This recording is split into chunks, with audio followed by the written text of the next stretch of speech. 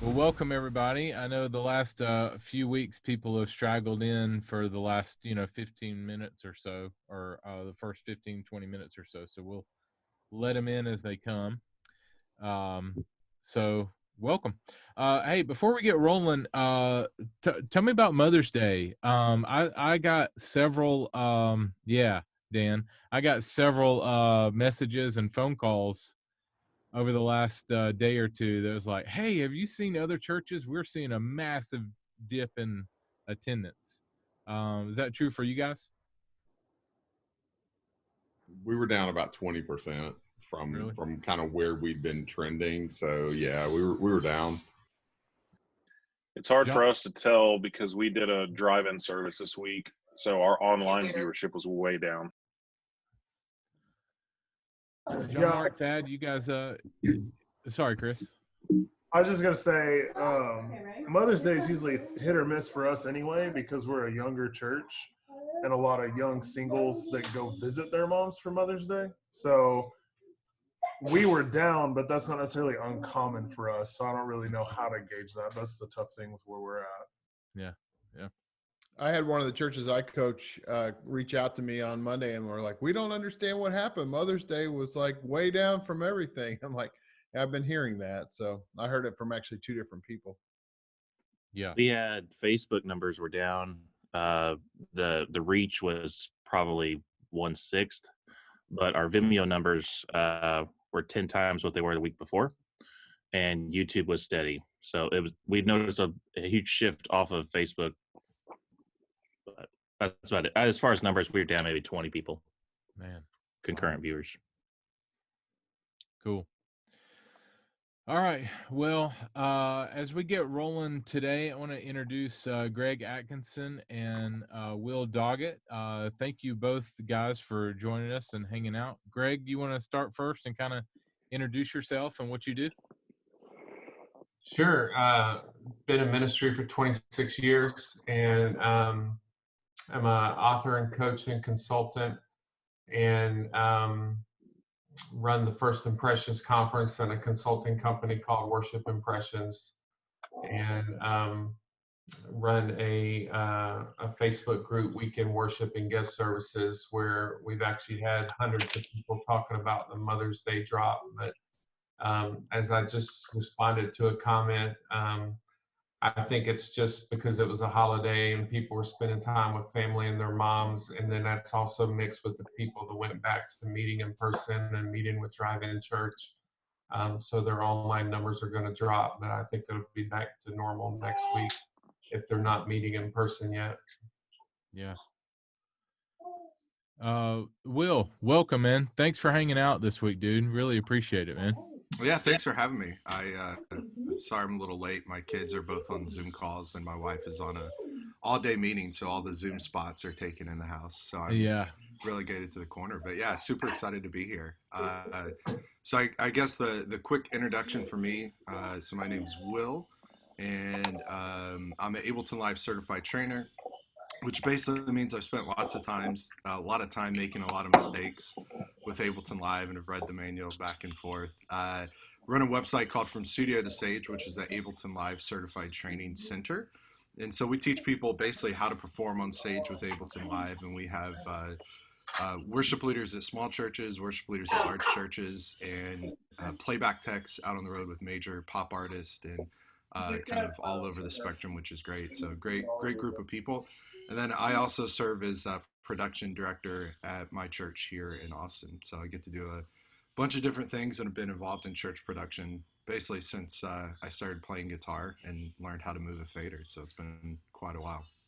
Yeah, man. I know a lot of people, both Will and Greg. I know a lot of people follow you guys, and you're leaders in our space, and you bring a lot of great insight to the community and to church world. So, thank you guys for being here, and thanks for your service to the kingdom. Really appreciate it.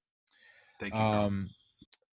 Greg, let's kind of get going with you. So you're the only person that I know that has actually experienced coronavirus firsthand. You want to walk us through what you're willing to share? Yeah, I consulted in Baltimore the last week in before most churches in the U.S. shut down and picked up the virus, was sick for 4 weeks, and have had 2 weeks of feeling back to normal. Started feeling a little queasy, a little sick last night. Don't know what that's about, but it did linger for 4 weeks and was pretty sick. But I'm back in action and been recording nonstop webinars and podcasts and online summits. Um, but it's no fun, I'll tell you that. I've got a lot of people wanting me to travel, wanting me to come visit and consult, and I'm just not ready to get back on an airplane yet. Do you have any perspective from actually having the virus as it relates to church world? Like, hey, here's what I had. Here's some of the symptoms. Don't go here. Don't, do this or that because that might be how I got it. I think mine. I mean, this church that I was at, it was 4,500 member Catholic church. They were very cautious, very sanitary, had hand sanitizer stations everywhere. They didn't pass the peace. They didn't do communion in the typical way. I mean, they did do communion, but they took precautions.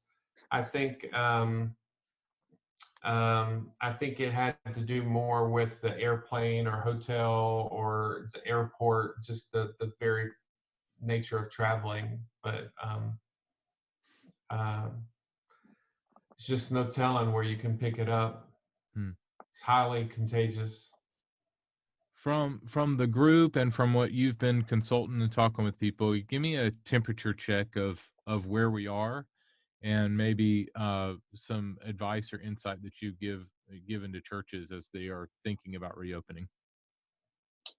Yeah, I recorded a session last week for a conference that's going to play this week, and then I recorded one 2 weeks ago for the Justin Dean's ChurchCom Summit that played last week on first impressions in the new normal. But um, there are some churches in states that are looser, that are opening up quicker than I would like to see, that have been opening up, and they had pictures of greeters with masks on, and I posted a picture in my Facebook group of here's what it looks like for those that are opening back up, and that you can be safe and be fun. And they had some humorous things and some signage and pop signs, and somebody's responded and said, if I have to wear a mask, I'd rather just not open up. And I said, well, that's probably good. Don't open up. If you're not willing to wear a mask, then don't put other people in danger. But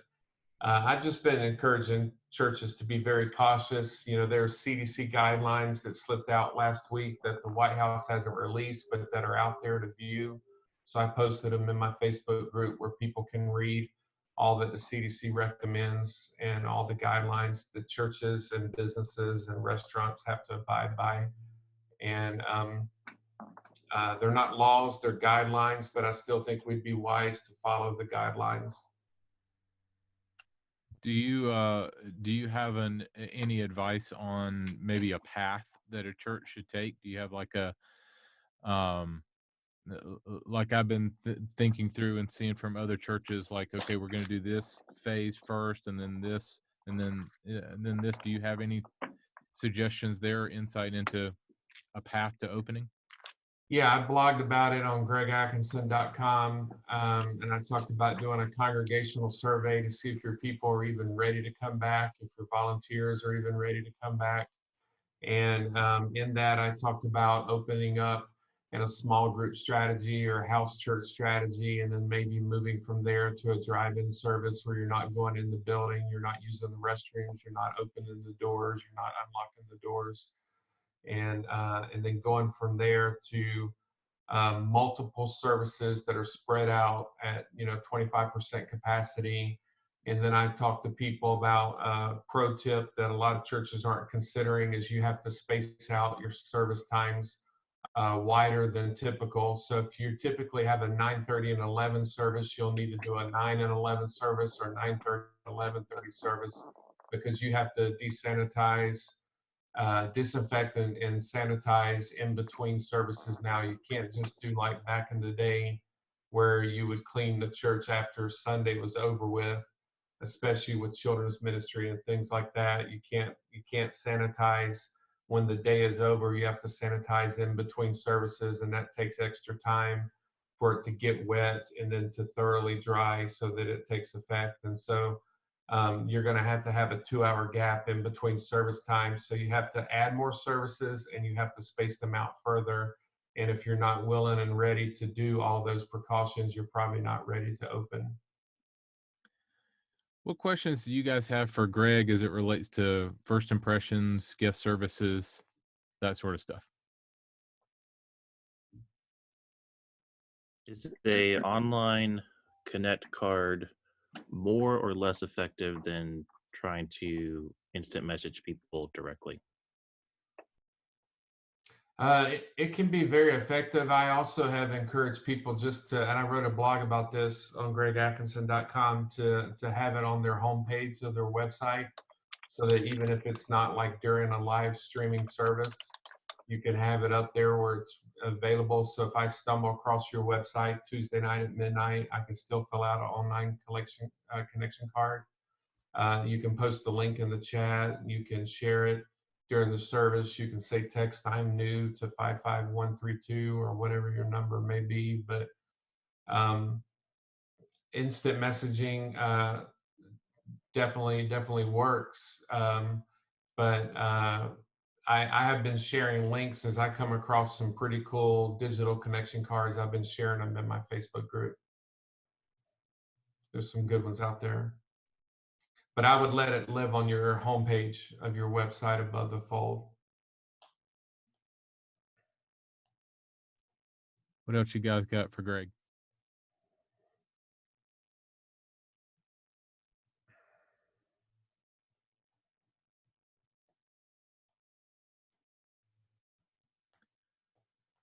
Will, why don't you give us a temperature check from where you are? What are you hearing from churches, maybe in the worship or band or concert space or things like that? What have you been hearing and seeing? Yeah, it's interesting. I'm glad you mentioned the concert thing because, as far as from studio stage members, it's not necessarily half, but we have a lot of people that are, they make their living doing concerts, traveling, being on the road.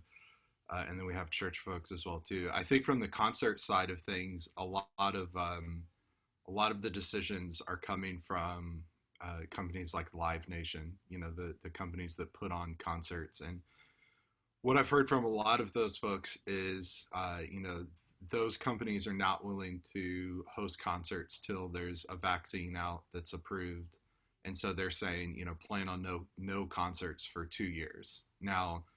I think that's like the things will continually be updated. Things will be continually kind of, the first concert company that's willing to take the liability of hosting a concert, a socially distant concert, will be kind of the trendsetter, and we'll watch from there. So I think no one wants to be the first to do it. I did see someone post an article that there's an artist that's going to host a socially distant concert, which I joke that the mosh pit will be quite interesting at a socially distant concert. But so I think it's going to be a little bit of time there. There are the health concerns, but obviously for a giant corporation, I mean, this is maybe the cynic in me, but there's also the liabilities, and no one wants to be the first person to do that. So I think it'll be a bit for those folks. It's interesting, here in Austin, there are a couple churches that had services Sunday. And those tend to be churches that have a sanctuary big enough to space their people out accordingly, to kind of follow the governor's directive.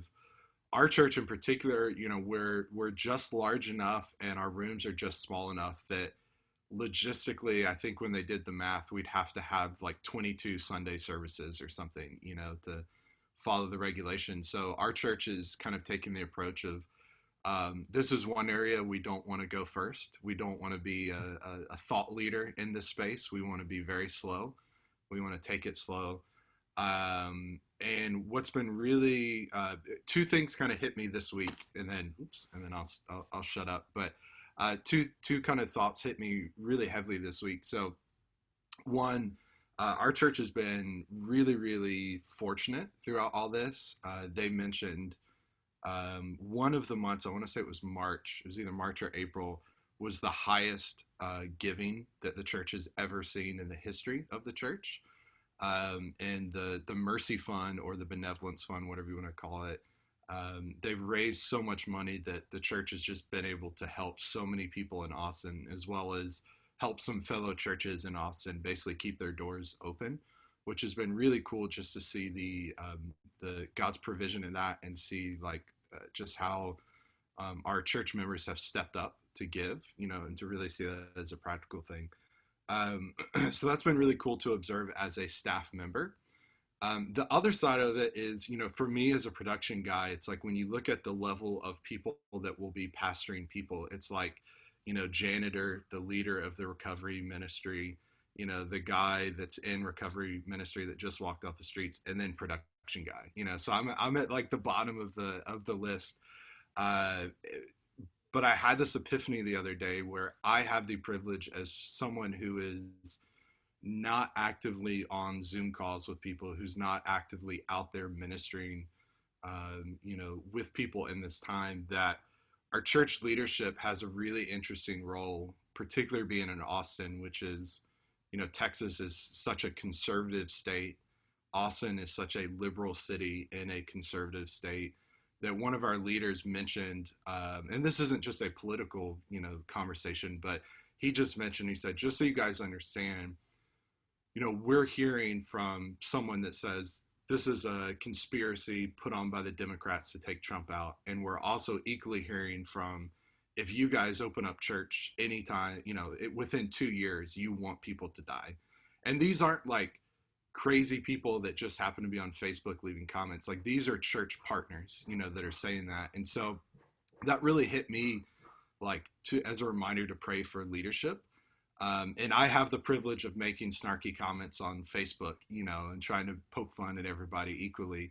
And they're like ministering to these people. So that was something that really hit me strongly this past week, where, production for me has changed, and we could talk a bit about that and what I've been doing. But as far as like reaching people and ministering to people, it's like there's a lot going on. There's a lot of heavy stuff that people are in, Yeah. Yeah, and Carl, I would just say, I'm very familiar with that world as well. As you know, I started out as a worship leader for 11 years, and then was a technical arts director and production leader at a church of 6,000 there in Dallas. Very familiar with the Texas mindset, that Texas is its own country. Familiar with that very well. But I read a fascinating article the other day on singing, and I posted it in my Facebook group, and just the danger and contagiousness of singing, and the particles that come out when you sing as opposed to when you speak, and just how much further it goes, and how much more we ingest them because we breathe deeply when we sing. And so we are breathing in the particles. And so it talked about the danger. When you were mentioning concerts, it made me think of singing. Um, and then something that I primarily deal with mega churches when I do consulting. All of my churches are large, and so one of the things that we work on in my consulting shoppers is liability. That's why I do security evaluations. That's why the First Impressions Conference had 14 sessions on security, because I take liability very seriously. And so I posted that the other day in the Facebook group about how churches will be held liable. Like Will said, nobody wants to be the first to go. And I said, churches will be held liable. We all heard of the church and the pastor in Korea that got sued by the mayor because somebody caught coronavirus at the church, and people were sharing that article. And so if you open up in an unsafe way, you can and should be held liable. And so it's something we have to take very seriously, just like I take security seriously when I do secret shoppers. Is there anybody at a church that has opened up your doors?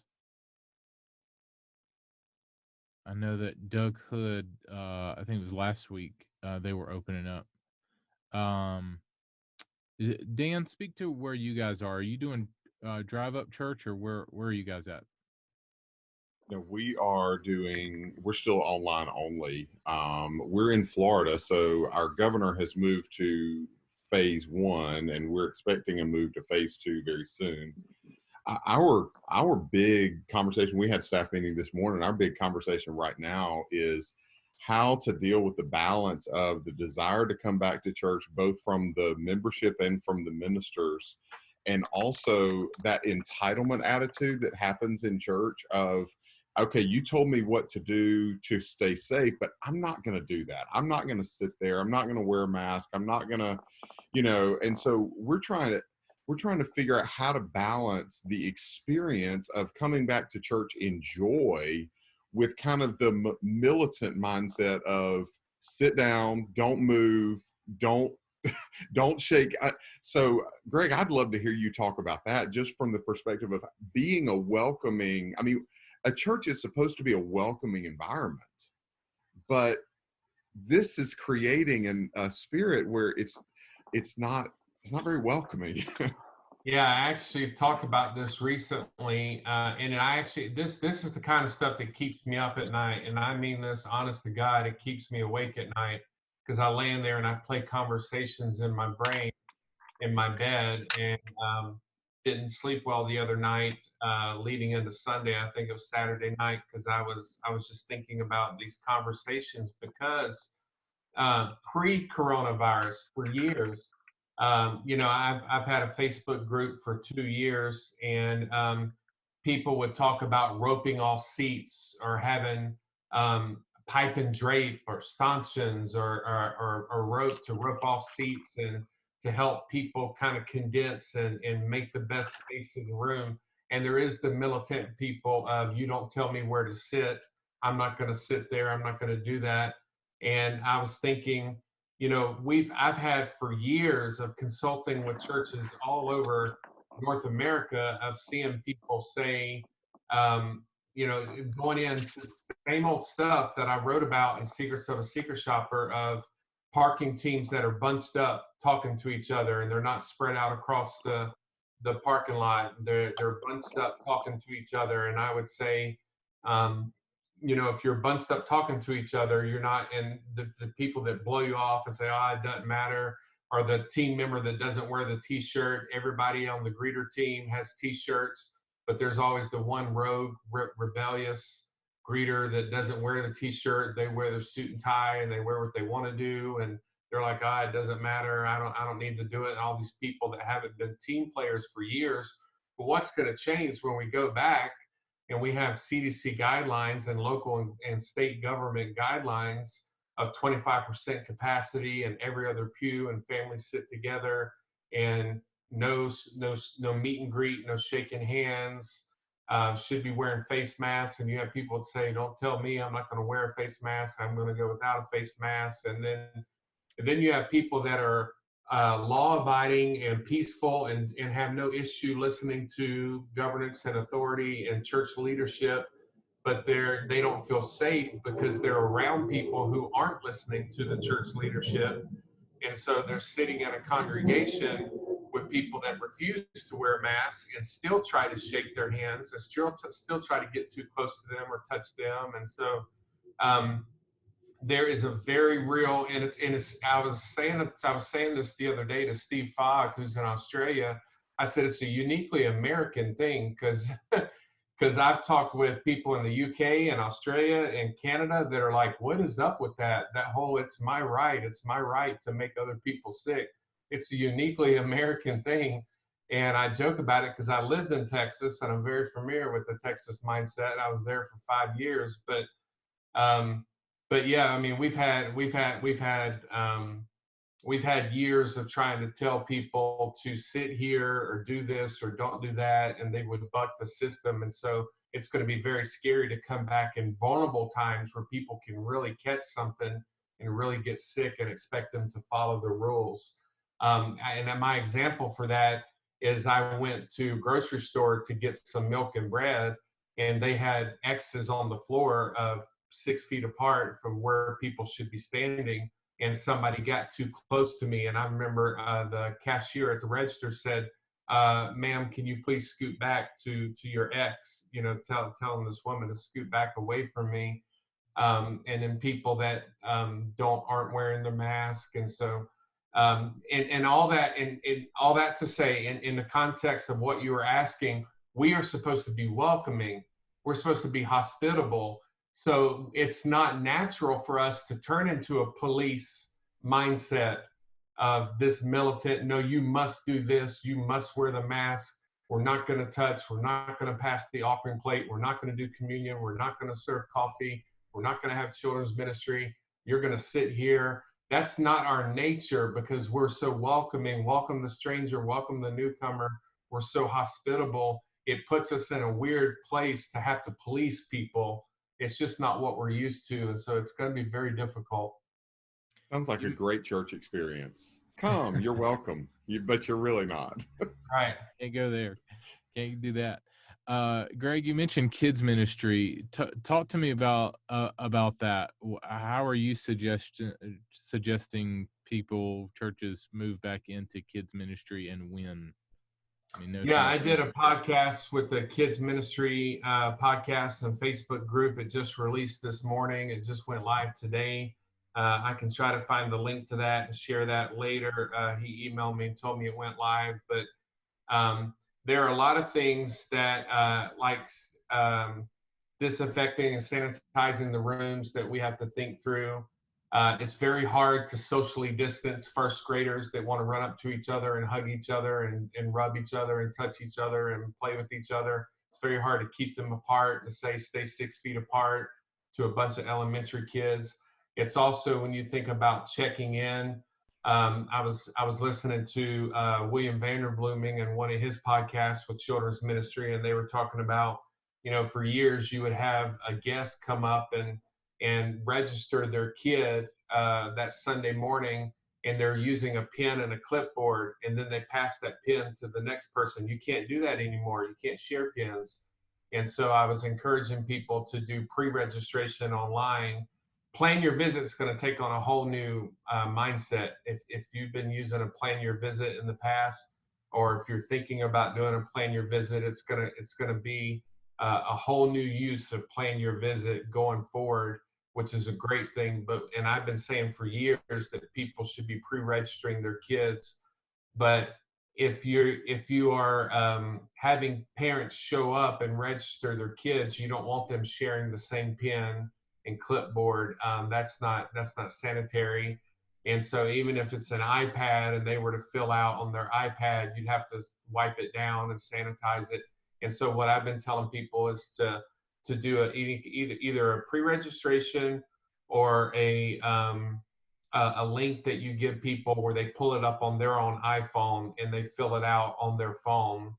And that where they're only touching their phone with their finger, their phone, and it's just something that they fill out right there in the line. But there's a lot of stuff that's going to have to be done to be able to protect our kids and to keep them safe.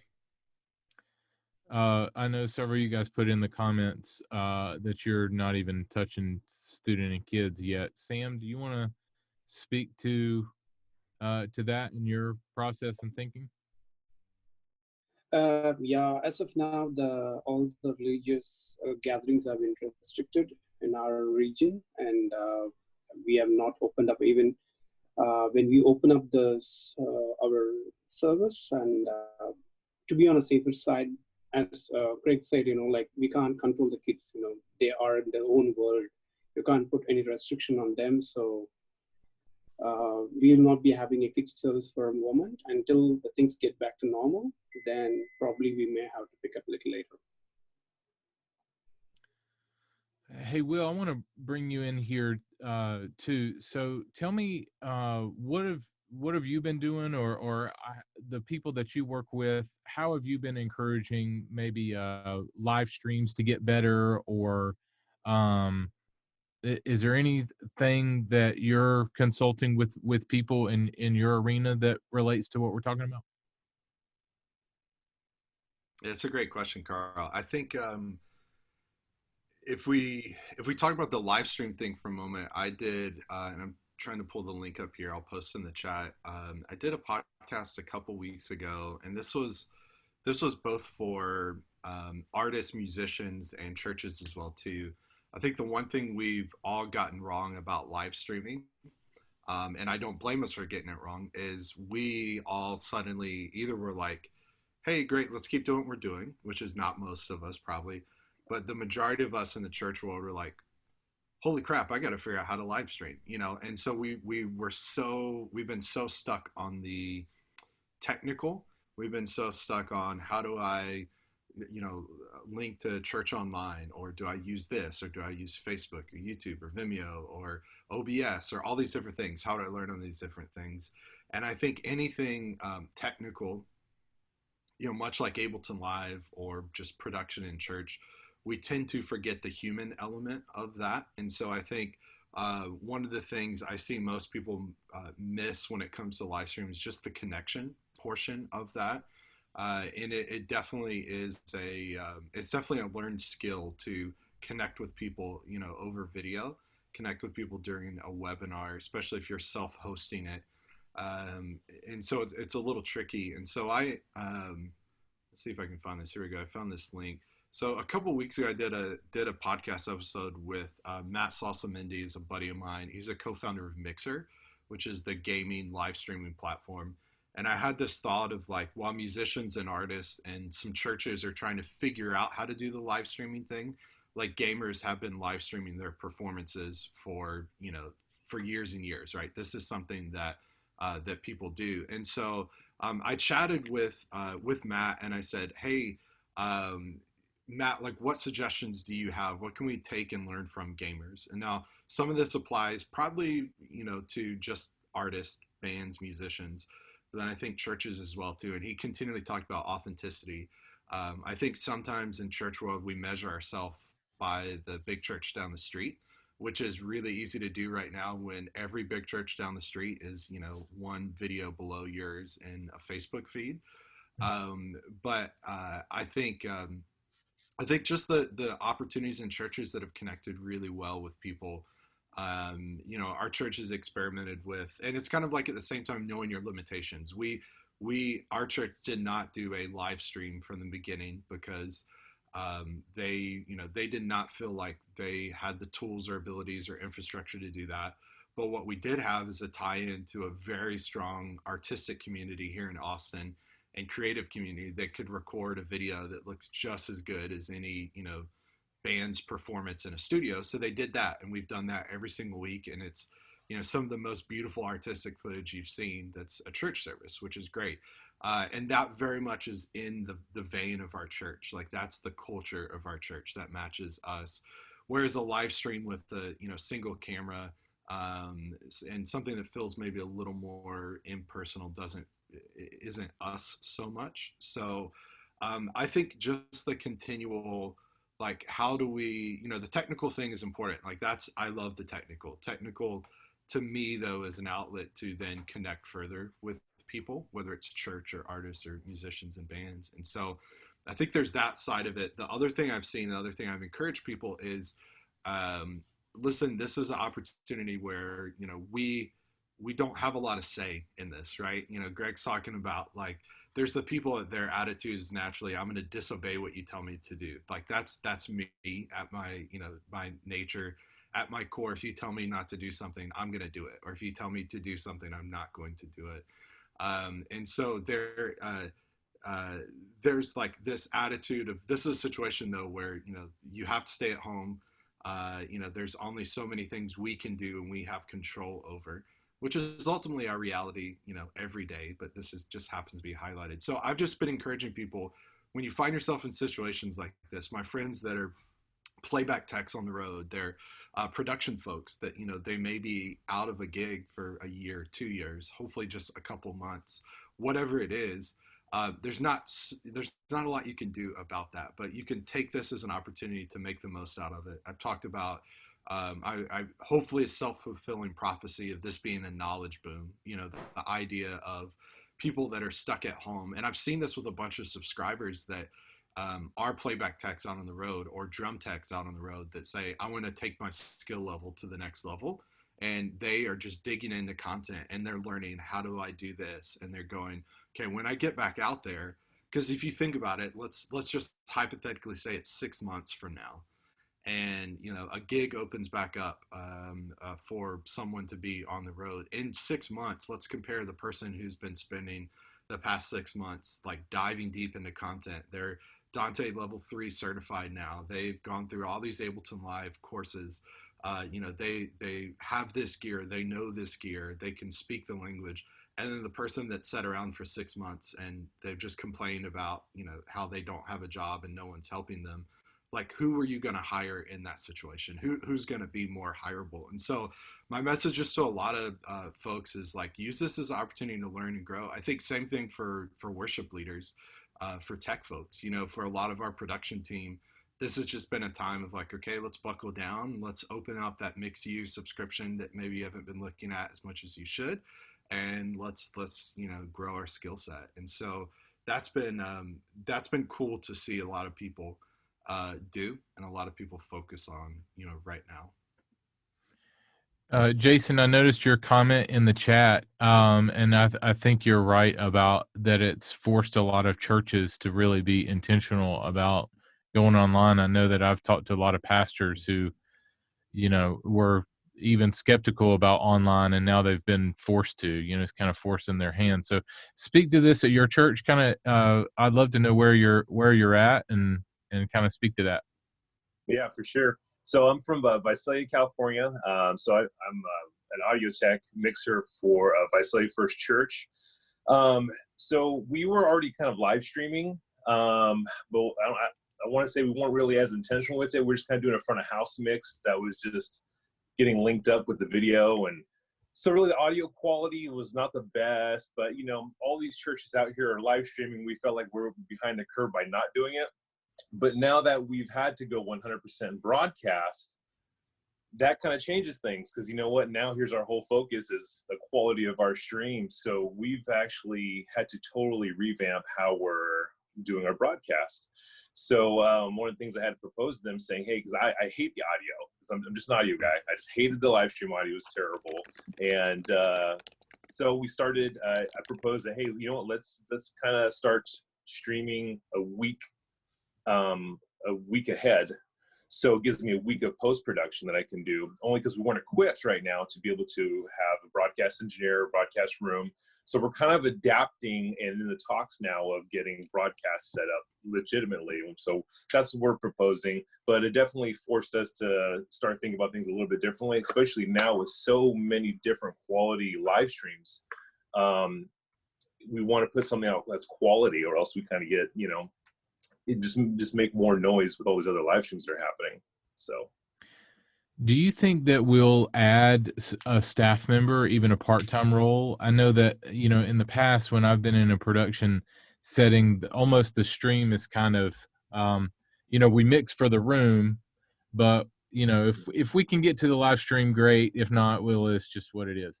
Do you think that there'll be one more intentionality with that position, especially when it comes to audio, or do you think there'll be maybe another volunteer there or part-time position?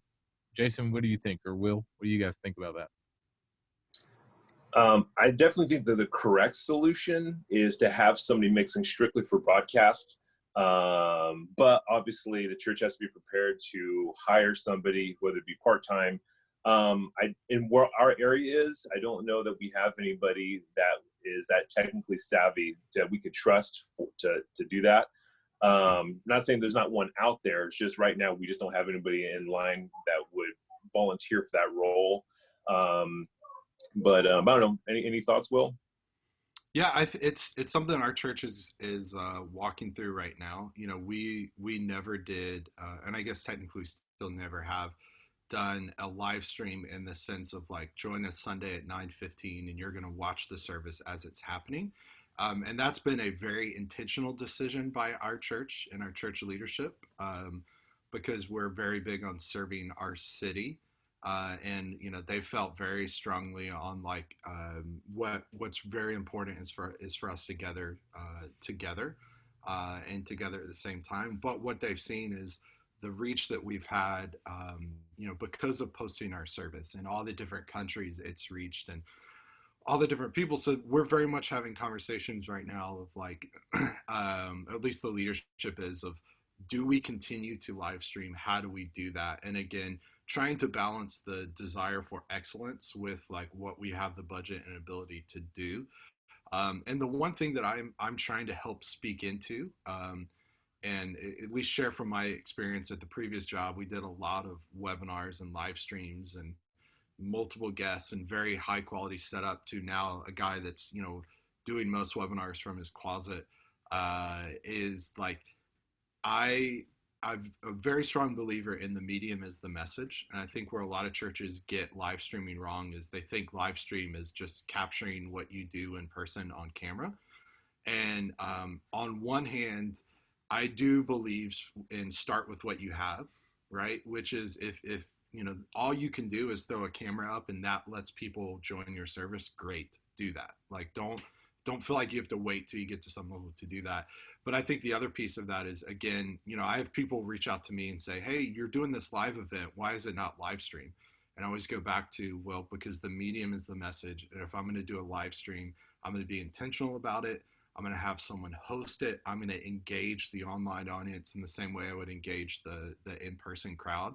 And I think a real practical thing to that, you see this a lot of times in Zooms, which is some people when they're on a Zoom is they talk to you like this, but most people when they're on a Zoom, they talk to you like this, right? Because they're looking, at themselves, or they're looking at the person, not at the camera. And so I think that's a big change. That's just a very practical, when you go from I'm speaking to a crowd of people to I'm now doing an online church services. Suddenly the pastor has to preach here, not just here, right? And so I think little things like that, which, with being intentional, with how are you going to do the thing, whether it's a separate broadcast person, or trying to automate that with Ableton, or trying to do different things to improve that. I think it's just the intentionality that really matters there, and knowing this isn't just an online version of the in-person thing, right? It is, we need to think intentionally about how we're going to improve this experience and how we're going to do the things we normally did in person online. And we've had lots of experience trying to do that over the past couple months. So now it's like, how do we continue that? What's that going to look like for everybody? Jason, you want to speak to that and kind of flesh out your what you put in the chat? Sorry, John Mark. Oh, that's okay. I just, in talking to some churches that I'm coaching and working with, we've been talking about the idea that what we largely did prior to the pandemic was broadcast what was happening in a live experience. So the people watching online were engaged in a different way than they might be if it was created with the online audience as the primary audience, which is where we're all living right now. We don't have the live room, so we've reimagined what our worship might look like. And for a lot of us, that means that we've condensed it a little bit. We have adapted some of our practices and things like that. So I think what's going to be interesting is, what does the next phase look like when we're allowed to go back to in-person worship? Are we going to go back to that broadcast the room mentality, or are we going to create some sort of a hybrid experience where what is being broadcast is broadcast with the online audience as the intended priority audience? So there's one church I'm working with up in Idaho that is talking about their next phase is going to be to create an online campus.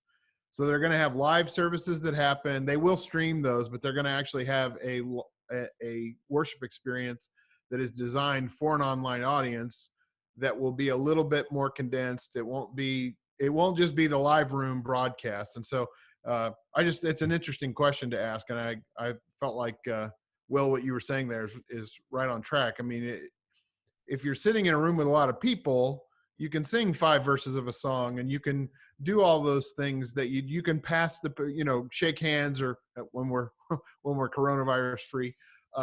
But it feels different to watch that in your living room than it does to experience it live in the room. So what does it look like when we go back to on person? Because there are some folks that won't come back into the room for a while. They're gonna hang till we've got everything figured out, and then maybe they'll come back. So what does their worship experience look like if we're just broadcasting what's happening for those in the room? So that was probably a very inarticulate way to flesh out what I was saying there, but I think it's an interesting thing we have to wrestle with. Yeah, and I would echo that. I know, Carl, you and I are speaking at Steve Fox Church Online Summit this week. I think it starts tomorrow, Tuesday through Thursday. And I talked about some of that that Jason was saying in my talk I recorded last week. I don't know what day my talk is, but I talk about the pastor has to always include the online audience from now on. There's no going back. For years it's been, good morning, welcome to church, so glad to see you here. And now it's got to always add. And for those of you watching online, we're so glad you tuned in, because we don't know when people will be ready to come back, and we don't know if people will ever come back, and we don't know if people maybe started watching you in another state and started enjoying it, and they want to keep watching from wherever they live, and they're not going to physically walk through the door. And so from now on, we want to always address the people behind the camera that are watching online. Greg, what do you think about one thing that I've been talking about is turning the hospitality team at your church, your greeters, your parking lot attenders, your folks like that, into an online hospitality team. Put them in the chat. Put them, give them instruction and intentional things to say and do while they're in the chat. Do you like that idea, or what would you suggest we use? Can we split our hospitality team between in person and online? Yeah, I talked about some of that in my talk for the Church Online Summit, because it was first impressions for the online church, first impressions in a digital environment, and talked about some of that. But you could absolutely, and I said in my talk, greeters that greet in person can also greet online, in a chat context. Absolutely. What ideas do you have? Any ideas on how to be intentional about directing that team well online?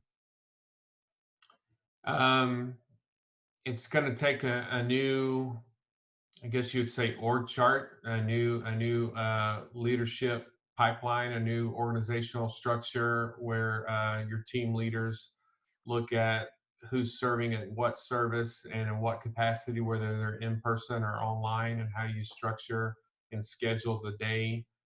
But I absolutely think they could be included in that, along with just a lot of volunteers. A lot of people serve and have served for years. I was doing stuff with Life Church in 2009, 11 years ago, and they had online volunteers that were chatting during each experience. And now they have 90 experiences, 90 services in a week. And so that takes a lot of volunteers to man that and to operate the chat.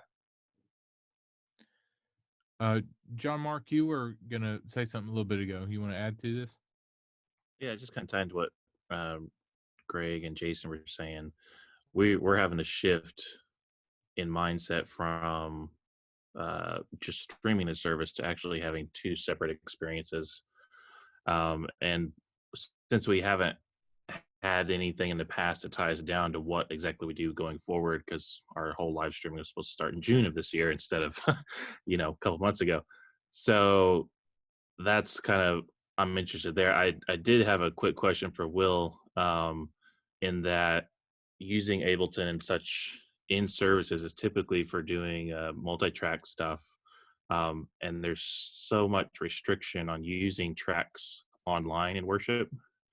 I just didn't know if you've had an ear to the industry of maybe some sort of licensing agreement with those artists who are going to be a little more willing to loosen up on that, because that's one hurdle we're having right now. Yeah, thankfully when I worked at Multitracks, I was never involved in licensing. So that is was great for me because I never had to deal with the ickiness of licensing stuff. But what I do know, I know Multitrack's right when this hit, and I have to be careful what I say here because I know more than I should say. But I believe they announced that they have been trying to work with labels to come up with a streaming license that is not like the CCLI streaming license, but a hey, you're allowed to use our tracks and worship license. But they did announce, hey, we're going to give this for free, during this. So on one hand, I was kind of joking. Now that I'm not at the company, I can like say snarky things and not be held accountable to record labels. But I was kind of joking that everyone's like, "Oh, this is amazing, thank you." But in like 6 months, when they start to enforce the license, everyone's going to be like, "What the heck? Come on, we never had to pay for this before." So I do think two things. One, from what I've seen from what Multitrack's posted, there's a gratis free license that people have to use the tracks in a streaming service. So, but then two, I don't think anyone is going to take you down now. Like I think if anyone, if a record label or a church were to suddenly try to pull your video down because you're using their tracks, this would definitely not be a time that they would want to be known for doing that. And the other reality that's always been interesting with the tracks thing is, yes, if you go to, for instance, Multitrack's terms of conditions, terms of service rather, or terms and conditions, it does say you're not allowed to use this in a streaming context. But the reality is it's kind of one of those things where like, even if you want to do it legally and you're like, tell me what I have to pay, there's nothing for you to buy right now to do that. And so there were kind of two folks when I was at Multitracks and I was involved in some of those conversations that would come through the support team or see them at least. There were two kinds of the conversation. It's like, yes, you're not allowed to do it. And people are like, well, what should I do? And it's like, well, you're not allowed to do it. So then there's the people like, we don't do it. Or there's the people like, well, we'll just do it until you tell us not to. And it's kind of like you're either in the ask for forgiveness or ask for permission kind of camp. So I think you're good. Multitracks has granted a gratis license that at some point, will they'll enforce at some point, which no one will be happy then. But yeah, I think those days are probably behind us in like issues with streaming with the tracks. As we kind of wrap up today, we got about 10 more minutes maybe.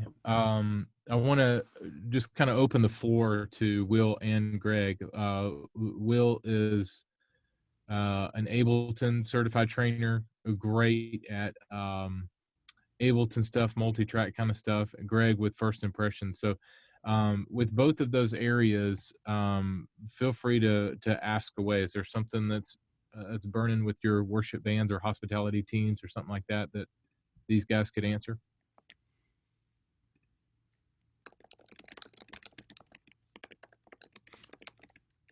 I was just going to make just a comment.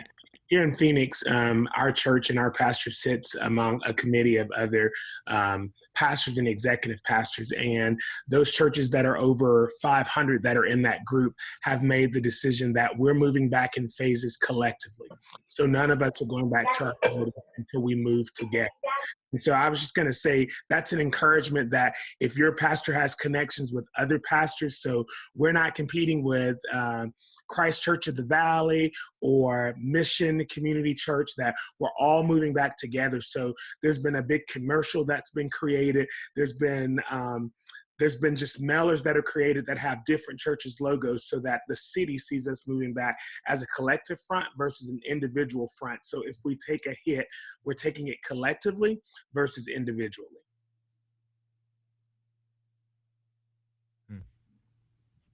Good point. Cool. All right. Hey, Thad, just curious, what is your church doing? Where are you guys at in the process?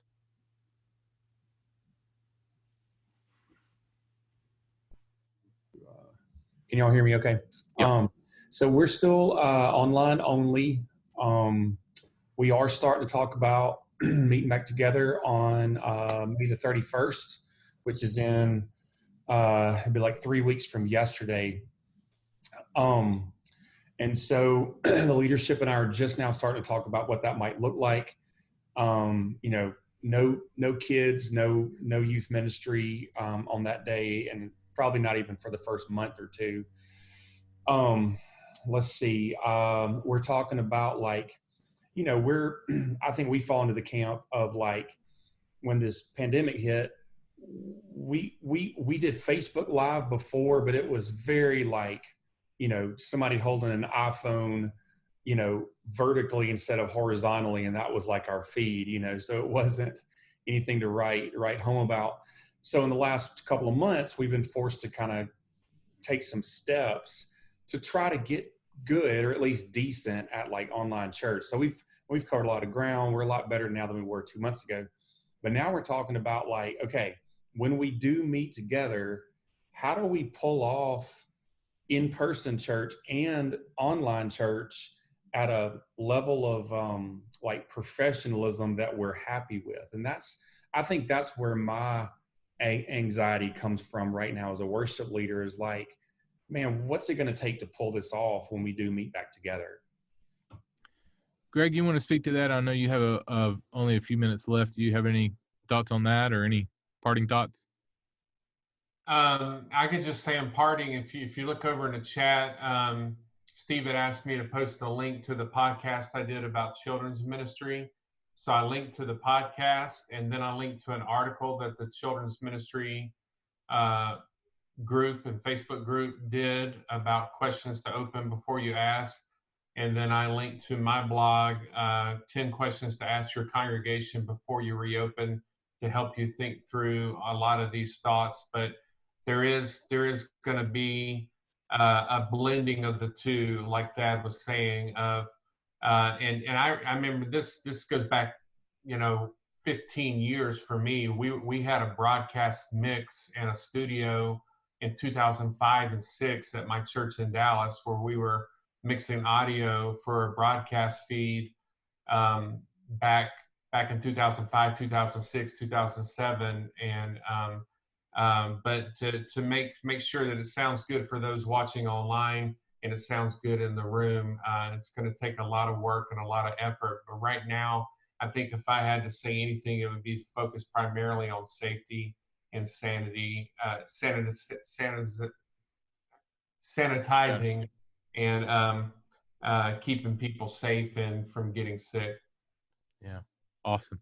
Well, Steve is about to put a link in the chat for the Church Online Summit that Greg and I are both speaking at this week. It's absolutely free. So if you want to hit that link, it's May 13th, 14th. Greg, is that Australian time? I know Steve Fogg's doing it. Is that tomorrow, or is that our 13th and 14th? Because he's from the future. That's a good question. I honestly don't know.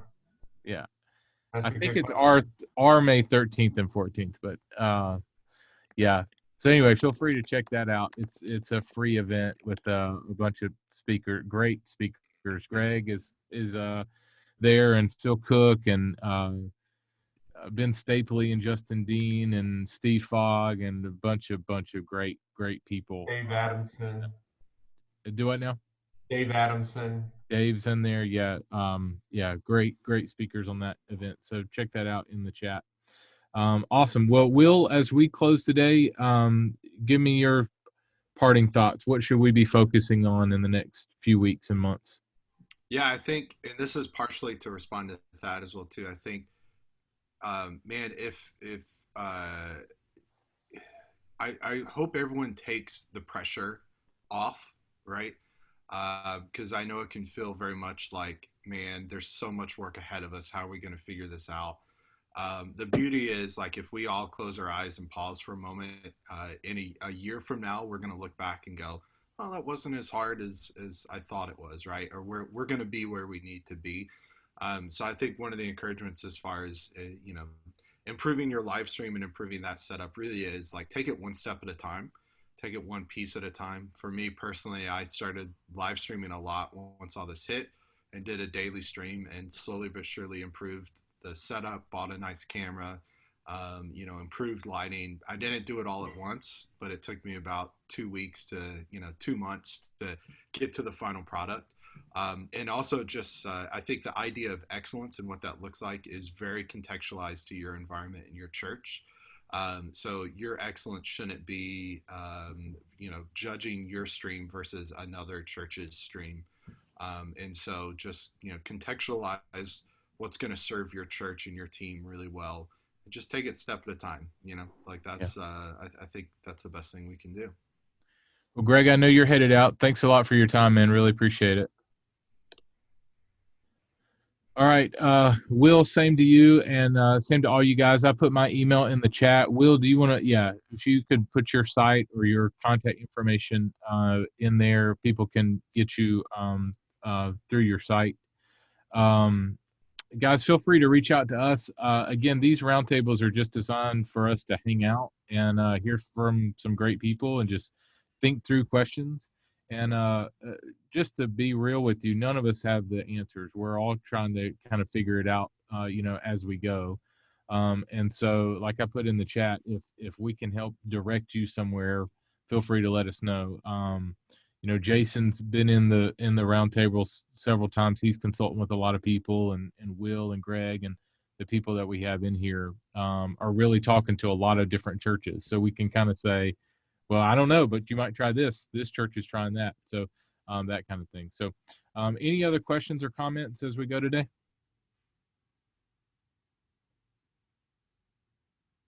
Cool. All right. Well, I love you guys. And if we can do anything for you, feel free to reach out. Thanks for hanging out. And we'll be on next Monday at 12:30 Eastern. Okay. So you guys have a great day and great week. Go after it.